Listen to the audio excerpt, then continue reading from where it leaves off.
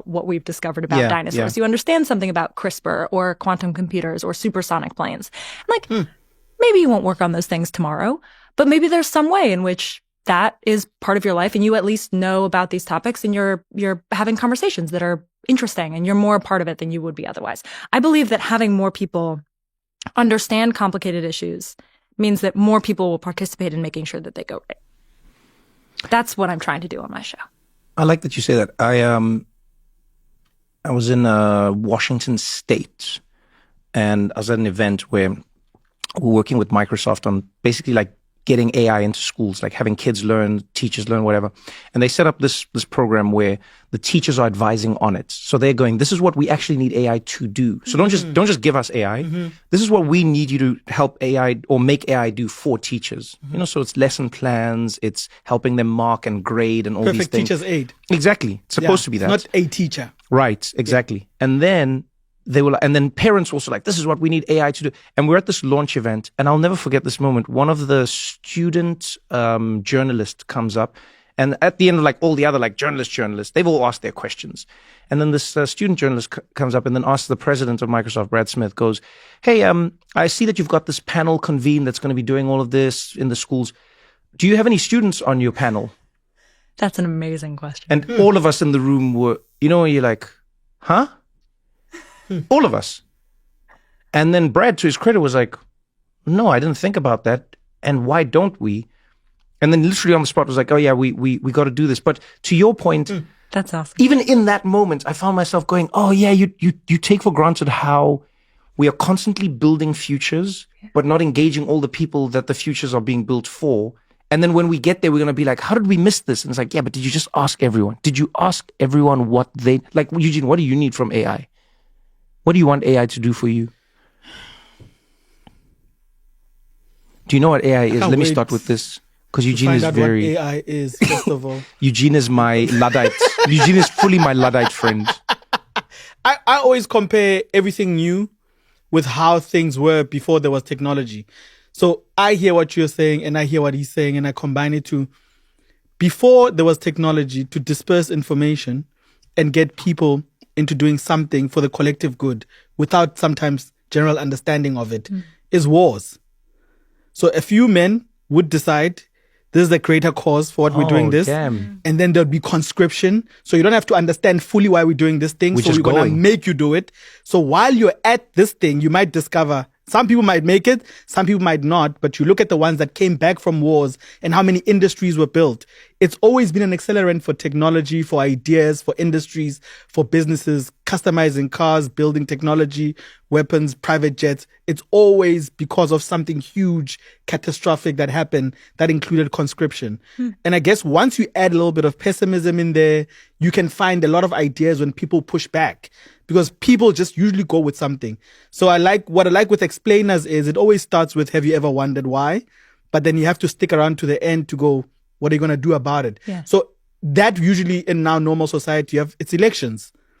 You have to wait to choose, to almost feel like you have a choice because you've seen what happened in the last 4 years. Did you see, sorry to interrupt, did you see that thing in, I forget where this is in Canada. I think they had an election or they're planning to have one where everyone can just vote on their phones from home. See? Yeah. Yes. Like full on. We did an explainer about digital voting, mobile voting. Like full on. Turns out it's extremely difficult from an encryption perspective. Wait, say more, why? This was a little while ago, so I don't want to butcher this too much. But the question I went into the story with is why don't we all just vote on our phones? I love this. Question. Wouldn't it be great? It would be and great. Wouldn't it make for a more participatory democracy? Sounds good to me. But I generally believe more people voting is good. Yes. Let's make it easier to vote. Love Bad this. Idea. I'm in. And so I went and I talked. I'm not a fan of total outright democracy. No, maybe we should start there. Well, it would still be a representative democracy. You would vote for the representatives. I'm like, some people don't deserve a voice. Let's unpack that later. We should come back to that. Oh, man. As you were. Anyway. For the purpose of this conversation. Sharp. So I went and I asked all of these encryption experts. And so we talked to folks that were working on mobile voting. We also talked to people that deeply opposed mobile voting. We should not do that. That's a really bad idea. And I wanted to understand why. What it boils down to is that voting is not like online banking. It is not like the secure things that you do online. Okay. And why is that? Couple reasons. The first is that everything you do online accepts some level of fraud. Because the banks are basically backstopping a certain amount of fraud to make it easy for you to log in and do transactions and all those things. They accept that there will be some level of acceptable risk. And that level has to be below the friction that they would have to put on you to make it less risky. Okay. So they just have to mean like more activity that makes them more money versus the amount of fraud that they have to pay for. Okay, so if I was to like dumb this down for myself, it's the equivalent of like a clothing store going, we'll only put a certain amount of detectors on the clothing to make it safe to because deter you'll people. Buy more. Yeah, but we can't cover the thing in detectors because then you won't want to try it on. You won't see the thing. So we have to accept a certain amount of risk to have you comfortable in the buying experience. And what items in the store are we putting detectors on? Yes. Okay, got it. Banks do this all the time. Okay, got it. We can't accept that in voting because the small amount of risk especially in the way that we vote in the United States with such small pockets where it matters a lot. You can't accept any amount of risk that way. And also philosophically, we don't believe that you should. The idea, if you try to explain to people that like, we're going to accept some voter fraud because more people can vote. I mean, America's elections are basically like 50-50 at this point. So if you have like a 3-4%, that's not good. Right. Oh, damn. Right. So you can't accept. She's can't fantastic. Accept that. Yeah. I'm in. This is fantastic. It would help more if we had the visuals. We could have a map. We could have like a banking system. Yeah. I guess I do speak English the way that you were. That was good. So that's reason number one. Yeah. Reason number two is that it's just like nothing else on Earth when you have global powers that want to affect each other's outcomes. Like we are not talking about stealing $1 million, $100 million. We're talking about China and Russia and the United States trying to impact each other's elections. This is stakes like nothing else that exists at all. And so when you talk about that, like the way that these encryption experts talk about mobile voting, it's like the things that it would have to withstand are like nothing you've ever experienced online. Like there's nothing in the world that matters as much as the outcome of the elections of the most powerful countries in the world. It makes absolute sense because if you think of online versus physical voting, you are more susceptible to whims if you vote online than you would if you're voting physically. Maybe there's a change in the way that there's... Because you might be sitting on your couch feeling a certain way. And then that might determine how you vote. But if you have to get up, take a day off, go queue... I think that would be an argument. Now I'm going to vote worse. Yeah, that would be an argument. You just don't want me to stay at home. Why are you doing this to me? Also. Why are you doing this to me? Now when I get up, now when I go, I might change my vote on the way there where I'm like, this is a terrible day. Really? Terrible day. Not after my man, have you seen the conversation that happens at queues when you're about to vote? That's another reason I don't want that. Because now people are talking to each other about voting. Yes. Who should they talk to? Nobody. Your now vote we're having a good secret. Debate because we're assuming it could work. We're talking about I think anything that you're struggling for will make it worth it. So if you're standing in a queue in the snow and you're about to make a decision around other people who took the same decision as you to get out there is research.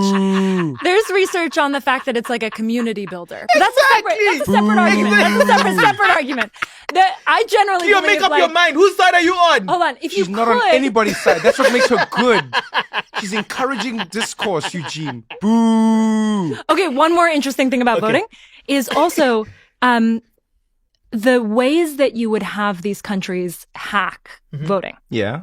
I didn't really understand what I was talking about. I was thinking like in like a cyberpunk movie where you like see, then there would be a glitch and someone in the US would notice the glitch and like there would be a hack, right? Right.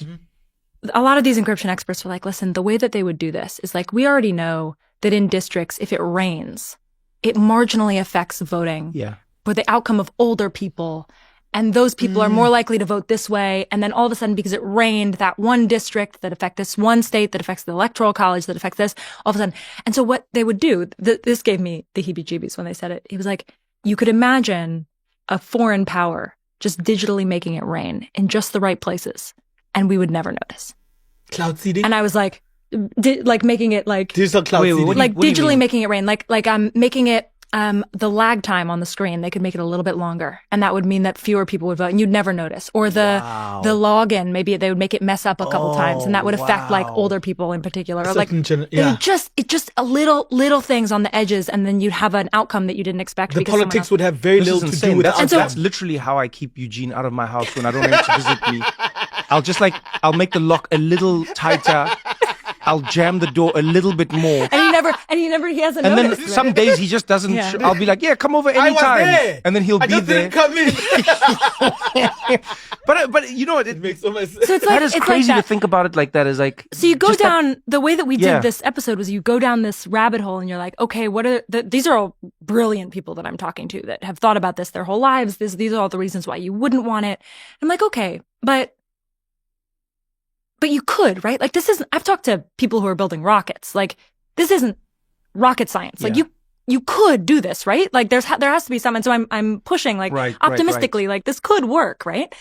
And so then you get into the area of science that's a little bit more boring, and I won't tell you all about it, but like, how would they do it? What are the encryption strategies? There are people that are working on this that could do it in a way that where you would notice the digital rain. There's real effort here, and there are experiments. As you said, there are countries that are experimenting with it. There are places where they're trying to make this easier.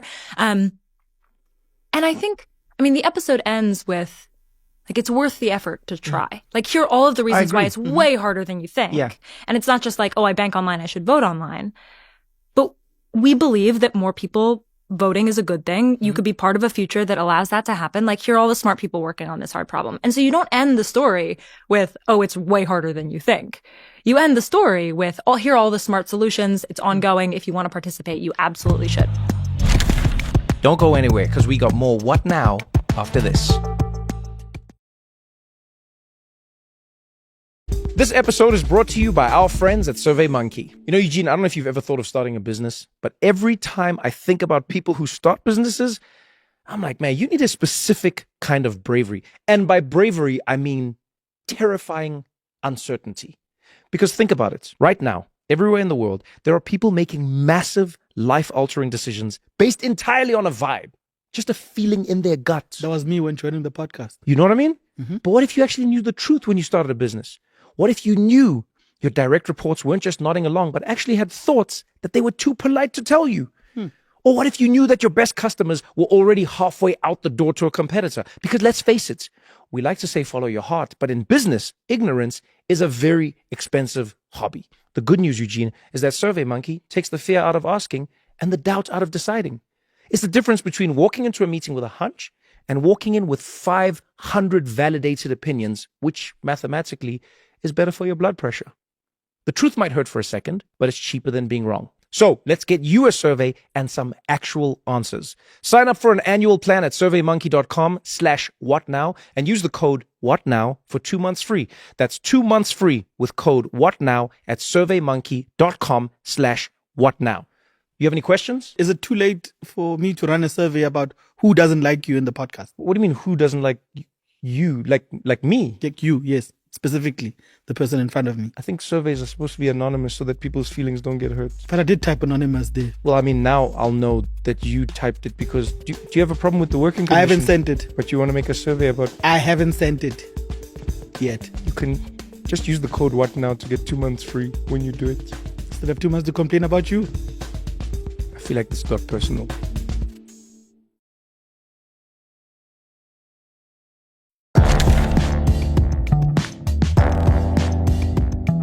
You know what I just realized? You must be both the most fun and irritating person at a party. That's why she comes in early and leaves early. Leaves early. Exactly what No, you know why? Because this is what I was thinking. Go to a party. People love speaking to other people who know things. Mm-hmm. They love it until those people actually know things.